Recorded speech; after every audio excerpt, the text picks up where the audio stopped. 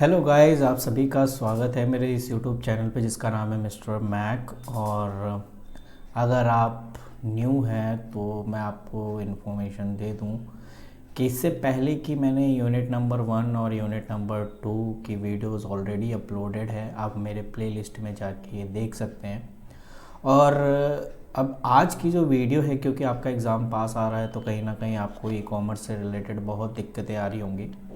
तो क्यों ना मैं इस दिक्कत को सॉल्व करूं और आपको वो सारी चीज़ें प्रोवाइड कराऊं जो इसमें मैंने यूनिट 1 और 2 और शायद 5th की मैंने बना रखी है। आप प्लेलिस्ट में जाके देख सकते हैं, या आपको लिंक डिस्क्रिप्शन में मिल जाएगा, या आपको स्क्रीन पे दिख जाएगा, ठीक है ना, एंड में। आज की जो सीरीज़ है वो यूनिट, वैसे मैं सोच रहा था थर्ड कराऊं, लेकिन यूनिट 3 एक ऐसा अटपटा है जिसमें मैं तो, अगर मेरा सजेशन मानोगे तो भाई यूनिट 3 तो छोड़ दो। क्योंकि कितनी भी कहानी आप गढ़ लो, पेपर में आपने वही लिखना है जो आपको आता है, ठीक है ना। तो इसीलिए मेरा मानना ये है कि आप यूनिट 3 को स्किप कर सकते हैं। और उन बच्चों के लिए तो और भी ज़्यादा स्किप करना बहुत ज़रूरी है जो अभी सिर्फ आए हैं और पूरे साल भर उन्होंने नहीं पढ़ा या 6 महीने नहीं पढ़ा और अभी के 15 से 20 दिन के लिए पढ़ रहे हैं। तो मैं तो कहूँगा भाई तुम ऐसे सब चैप्टर्स या सब्जेक्ट या यूनिट्स पढ़िए जिसमें आपको ज़्यादा इजी लगे, वो नहीं जो बड़े बड़े आप उसमें उठा लो। तो ये वैसे छोटा भी है, अगर मैं आपको दिखा दूँ, क्योंकि आपकी एसवाई की ही बुक है तो कहीं ना कहीं आप देख सकते हो यूनिट 3 है। और यूनिट 3 में ये कुछ साइन वगैरह, ये तो मेरे तो पल्ले नहीं पड़ रहा भाई। मैं होता तो ज़रूर छोड़ देता, ठीक है ना। तो आप चाहो भाई आप छोड़ सकते हो, ठीक है। तो ये कुछ साइन है, तो मेरा मानना तो यही है कि आप ये सारी चीज़ें छोड़ दो तो बढ़िया है। अब आपका यूनिट 4 देखो बहुत छोटा था, देखो यूनिट 3 और में कितना डिफरेंट। यूनिट 4 मैं आपको करा सकता हूँ और कराऊँगा आज, कि यूनिट 4 में आपको क्या क्या चीज़ें सीखने को मिल सकती हैं। देखो यूनिट 4 जैसे हम कह सकते हैं कि हमें इसमें क्या क्या चीज़ें हैं।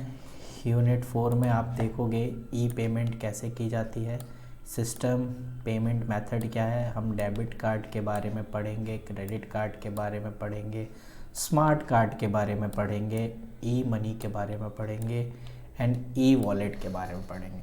और इसमें से कहीं ना कहीं एक क्वेश्चन ज़रूर आएगा। तो वन बाय वन एक एक टॉपिक को जो यहाँ पर लिखा हुआ है, इतनी हेडिंग लिखी हुई है, इन सबको हम एक एक बार पढ़ते हैं, ठीक है।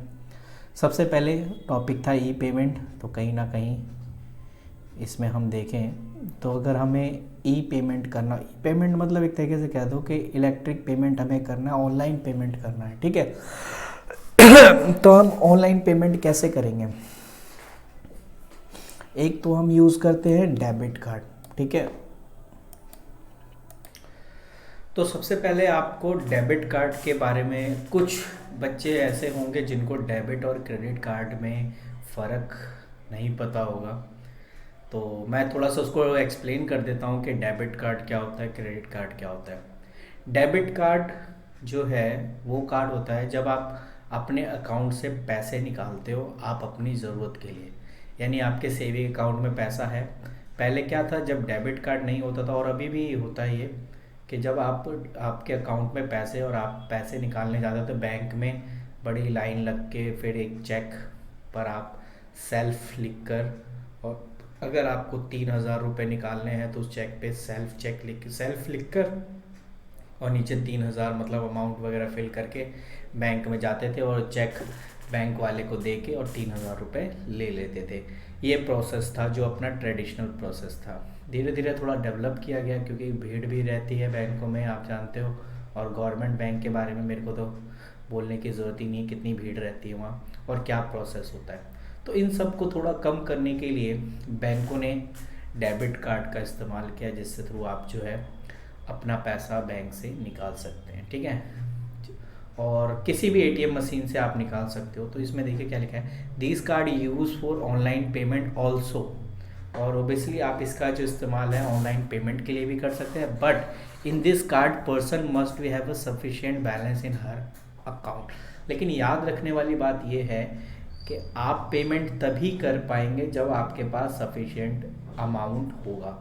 मैं कहता हूँ अगर मेरे अकाउंट में 10,000 है और अगर मुझे 12,000 की पेमेंट करनी है तो नहीं हो पाएगा, उतना ही पेमेंट हो पाएगा जितना मेरे अकाउंट में पैसे होंगे, ठीक है। ये पूरी कहानी कह रहा है, ठीक है। कह रहा है user of this card can withdraw up to certain amount with the help of this card. आप अपने अकाउंट से पैसे निकाल। तो आप ये सारी कहानी बहुत सिंपल सी है, बहुत इजी लिखी हुई है डेबिट कार्ड के बारे में। और यार बहुत इजी, आप कॉपी में नोट कर लीजिए, स्क्रीनशॉट ले लो यार, बहुत बेस्ट है। अब बात करते हैं क्रेडिट कार्ड। क्रेडिट कार्ड क्या होता है? क्रेडिट कार्ड को अगर मैं सिंपल सा मैं बताऊं कि भाई देखो मेरे को पैसों की ज़रूरत है, मेरे अकाउंट में पैसे नहीं हैं, तो बैंक वाले क्या करते हैं, आपको एक कार्ड देते हैं और उस कार्ड में लिमिट डाल देते हैं कि भाई ये कार्ड 60,000 रुपये आपके एक तरीके से लोन के टाइप में दे दिया है। और उन सबको नहीं देते, जिनकी सैलरी अच्छी खासी, मतलब सैलरी अच्छी होती है, मंथली मंथली आती है, तो वो क्रेडिट कार्ड उन्हीं को इशू करते हैं, ठीक है ना। तो ये सैलरी स्लिप पे के बेसिस पे भी दी जाती है। इसमें क्या होता है, आपको एक कार्ड दे दिया, उस कार्ड में सपोज करो 30,000 रुपये भरे हुए हैं। अब वो 30,000 रुपये आप अब हर जगह नहीं, जहाँ पर क्रेडिट कार्ड चलता होगा आप वहाँ पर उसको चला सकते हो, ठीक है।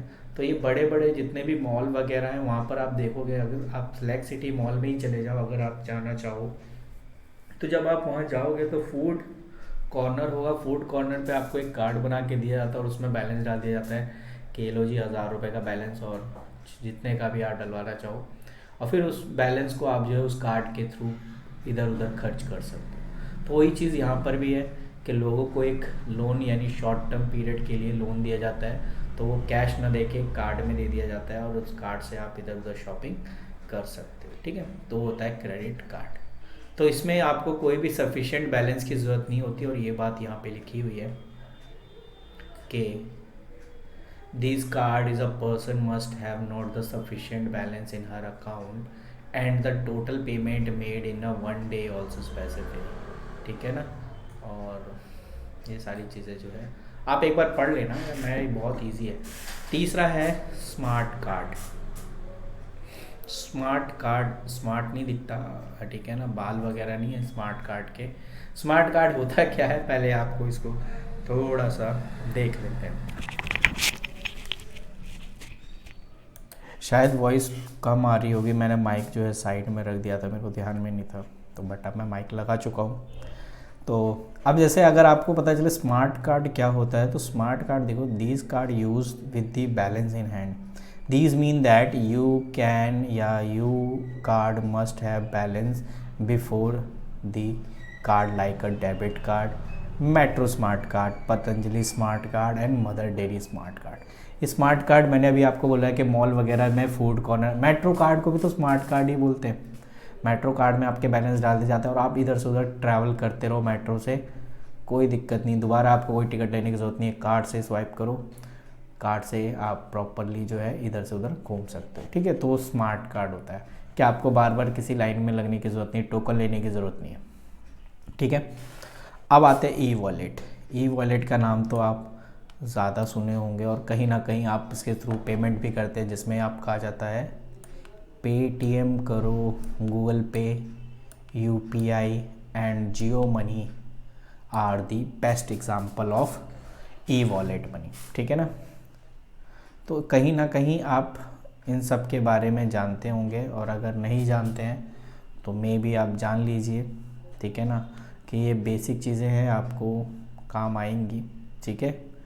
तो ये जो वीडियो है आपका, ये स्मार्ट कार्ड के रिलेटेड ही है, जिसमें आपको ये बताया गया कि ई पेमेंट वगैरह, आपको कुछ चीज़ें तो मैंने इसमें बता दी है, ठीक है ना।